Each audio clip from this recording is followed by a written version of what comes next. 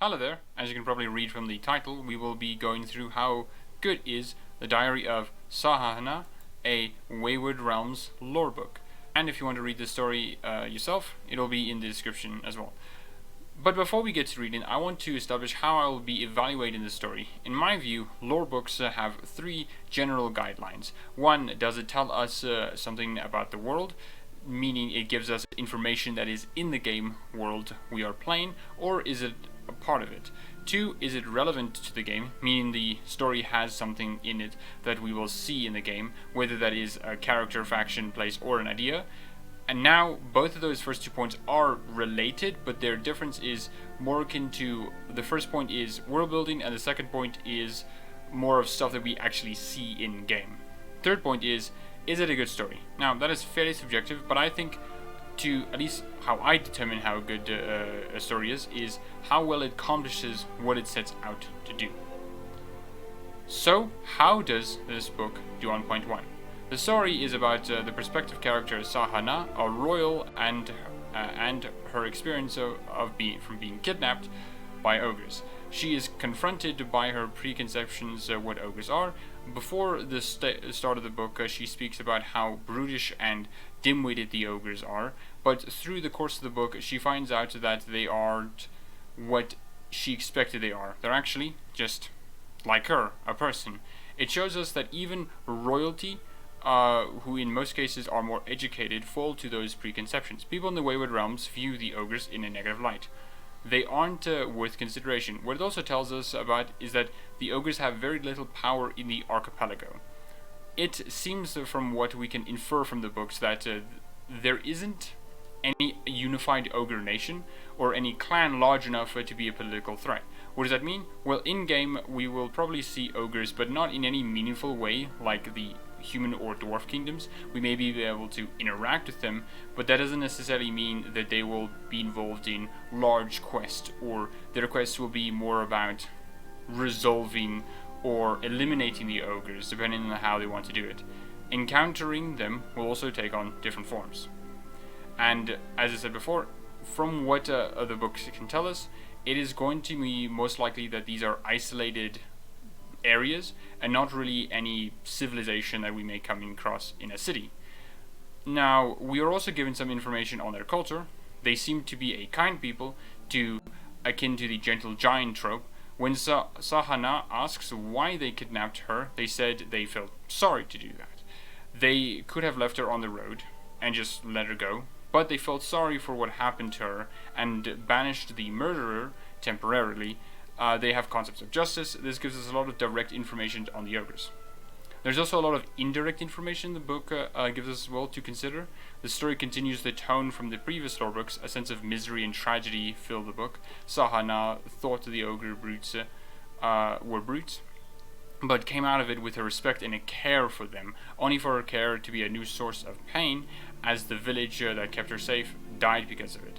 From the story we can see, it says here, lost diary entry when her father's men come to rescue her, that she has this has been a harrowing, woeful misery, distress, gloom. There are no words for this. Everything feels wrong.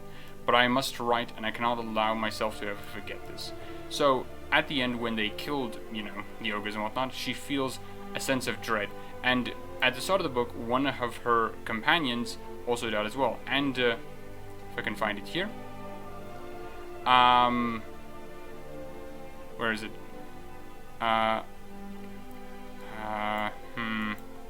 Can't find it here.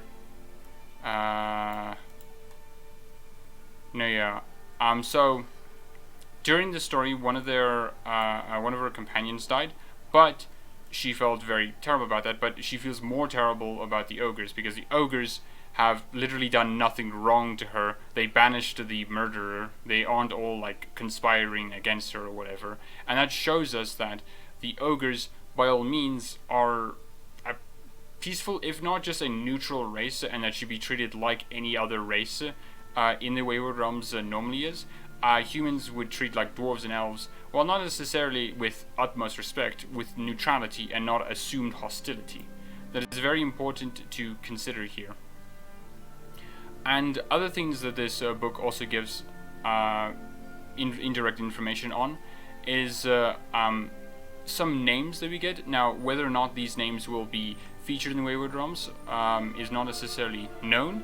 I do think they will, and I'll explain now. So, the names that are given are Elmit, a city that Sahanna is going to, the Ogre clan name, Broghead, and a god that the Ogres seem to worship, Aeus, and what I assume to be another god, Sakarran, because at the end of the lore book we see Sakara's greatest weapons aren't forged from iron. Now, a priestess said this, and so it's implied that this must be a god as well. Again, it could also be like a fairly well-known figure in their religion, but I'm not necessarily sure. I don't want to speculate on that. And more general information of this world is also pretty good. From these names we can derive a lot of meaning and construction of this world and it's really good. And especially when we hear the ogre names, it also gives us a sort of expectation of what we should expect, how ogre names should sound like, and how they should look like. Now, how well does the story do on point 2? As I've said multiple times, there is a lack of context that is missing that will determine what will be in the game and what won't be in the game. The story is a personal tale describing one person and not a story where the perspective character is writing about a topic. These personal tales are wonderful, but they do make it a lot harder to know what will be in the game. Will Sahanna be in there? Will any of the human characters in this story be in there? How involved will the names of these stories be? But that isn't necessarily an answer. So, for my guess, the game will feature the gods mentioned, because as a spiritual successor to Daggerfall, you could interact with the gods, specifically the Daedra, but you could also get the blessings of the other divines. But overall, what appears to be a more like background information can be used for more quest ideas, and we'll see what happens when we actually get to it. Now, for the last point, is this a good story? In my opinion, the story set out to establish a relationship between ogres and within the world, if not at least the archipelago. It does this by showing us that the ogres respect Sahanna and feel sorry for what one of their members did. They ensure she isn't injured or uncomfortable and try to get her home.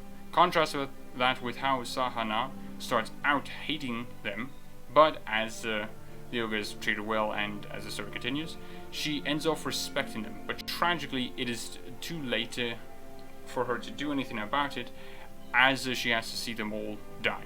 Which also shows how dark the world is, which is also another thing that the lore books are also trying to accomplish as well.